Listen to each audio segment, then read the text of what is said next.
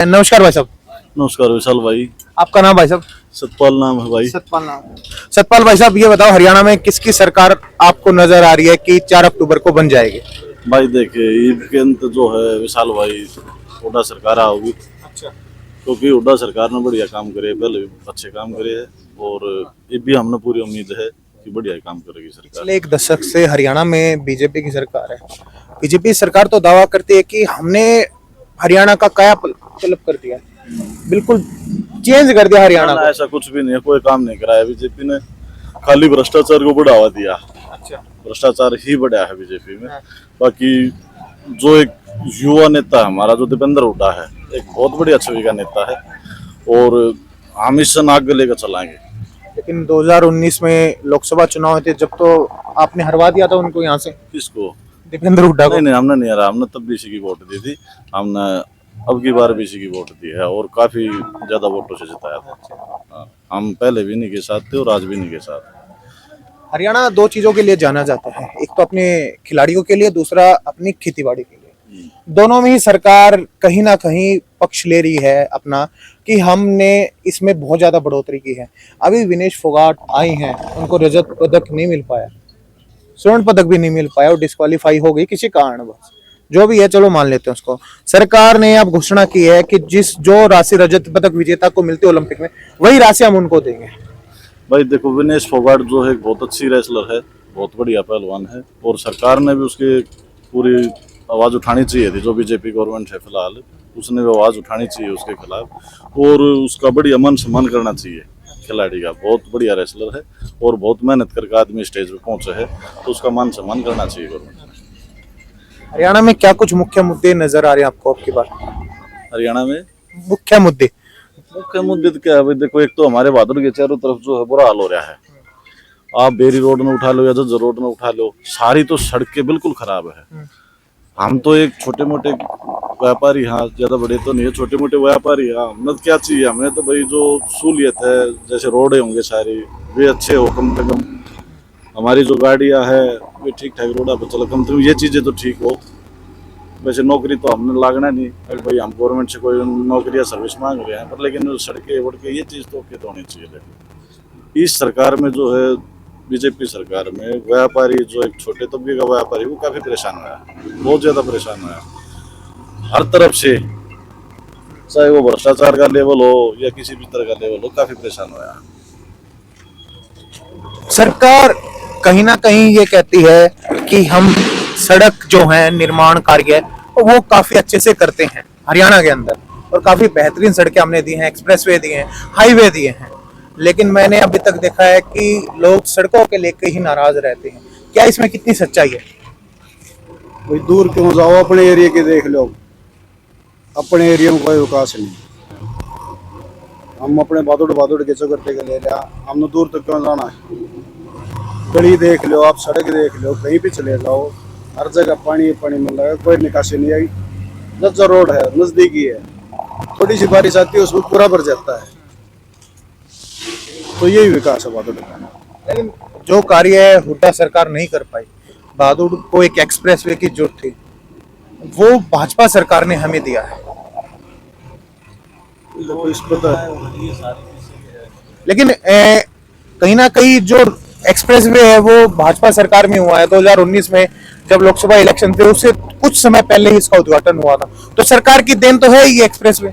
नहीं, वे तो फिर हुड्डा सरकार की देन है ना। जैसे केएमपी हो गई, तो हुड्डा सरकार की देन है। ये तो अपना दीपेंद्र लेके आया था।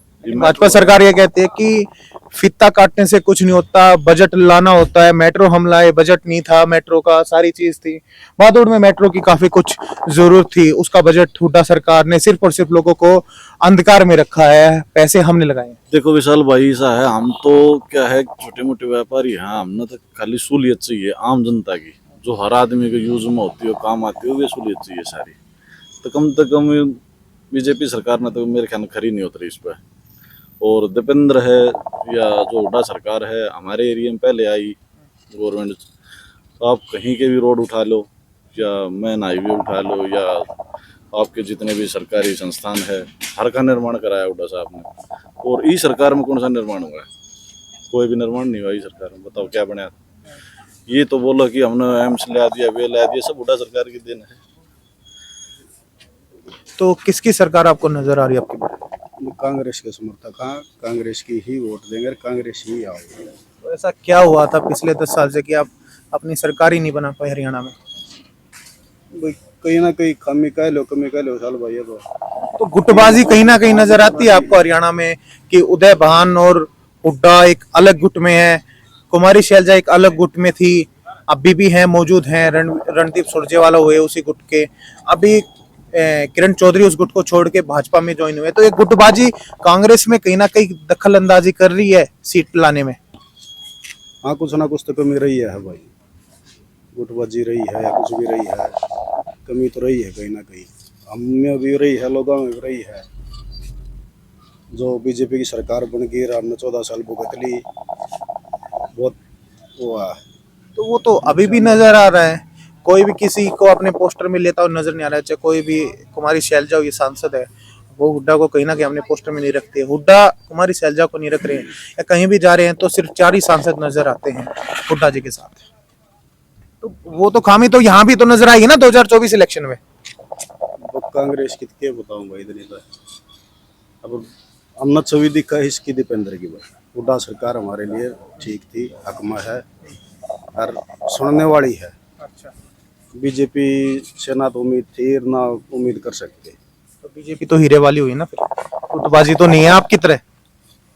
भाई गुटबाजी वो जो किसी का काम नहीं करती, किसी की सुनते नहीं, फिर गुटबाजी हो चाहे कुछ हो उसमें। दीपेंद्र एक ऐसी छवि का इंसान है भाई जो साफ सीधे जाके मिल सको, आप अपनी दिक्कत परेशानी बता सको, सुना है उस चीज में। ऐसा नेता चाहिए हमने पब्लिक के बीच बड़ा। तो मनोहर लाल खट्टर अच्छे नहीं थे, वो भी तो सुनते थे। अनिल विज थे, गृह मंत्री थे, जब तक उन्होंने आम दरबार लगाया लोगों के लिए। ना कुछ नहीं, ऐसा कुछ नहीं। आपको नहीं लगता कि अनिल विज ने जो कार्य किए हैं उनके प्रति वोट आनी चाहिए भाजपा को? देख हम तो भाई अपने एरिया में देखा, हाँ इतनी दूर का तो हम नहीं देखते, और ना हम राजनीति में कि भाई राजनीति हमको। आपके एरिया में 5 साल भाजपा के विधायक रहे थे, ना कोई काम नहीं हुआ हमारे यहाँ पर, कोई काम नहीं हुआ किसी प्रकार का भी। और बीजेपी सरकार में काम भी ना हुए लोग आगे, या कोई सिफारिश भी मान लो, जब भी काम ना हुआ करते लोग आगे। कोई सिफारिश ले हंडे जाओ, काम तो किसी का होना ही नहीं, काम तो इन के हुआ करते खाली। नमस्कार जी, आपका नाम? सुभाष चंद्र। सुभाष चंद्र जी। क्या लगता है कि हरियाणा में अब की बार हुड्डा सरकार बनने जा रही है 10 साल के अंतराल के बाद, या फिर से भाजपा रिकॉर्ड तोड़ के तीसरी बार सरकार बनाएगी? हुड्डा जी आएंगे। हुड्डा जी आएंगे, क्या कारण है? यही है कि हमारे यहाँ पे विकास हुड्डा जी के जो उसमें हो जाता है, वो नहीं हो रहा बीजेपी में। सारे रोड खराब पड़े हैं, आप 10 रोड जाके देख लो। आपको और कुछ नहीं, नमाजराम चले जाओ, स्कूल गांव ने बनाया था पूरी मेहनत से, लेकिन अब उसके अंदर इतना यानी कि गोडा गोडा पानी है और पूरा बुरा हाल है। गांव का निकलने की निकासी नहीं है। 10 रोड पे आप बादुड़ से चले जाओ, 10 लगा, सारा टूटा पड़ा है। गाड़ियां हैं वे कंडम होने लग रही हैं, मिस्त्रियों के साथ जाके हमारे पैसे लग रहे हैं। लेकिन आदमी को क्या चाहिए? एक विकास चाहिए, कोई काम हो जाए, सबका विकास होना चाहिए, लेकिन ये यहाँ नहीं हुआ है। आप और बता दीजिए किसकी सरकार नजर आ रही है आपको? कांग्रेस की चाह बस, कांग्रेस की चाहते हो? कांग्रेस की। क्या कारण है? कहानी एक तो महंगाई का मुद्दा है मेन। अच्छा, महंगाई बहुत हाँ। कर रखी है, हर एक चीज। सब्जी लेने चले जाओ, वहाँ समझ में नहीं आती, बजट से बाहर गई। अच्छा, और एक मेन मुद्दा रोडों का भी है, रोड सारे टूटे पड़े हैं, उनकी रिपेयरिंग भी नहीं हो रही। वो पहले बन गए जो बन गए, इनको तो वो रिपेयरिंग भी नहीं करवाई। इतना बजट भी नहीं है बीजेपी के पास तो।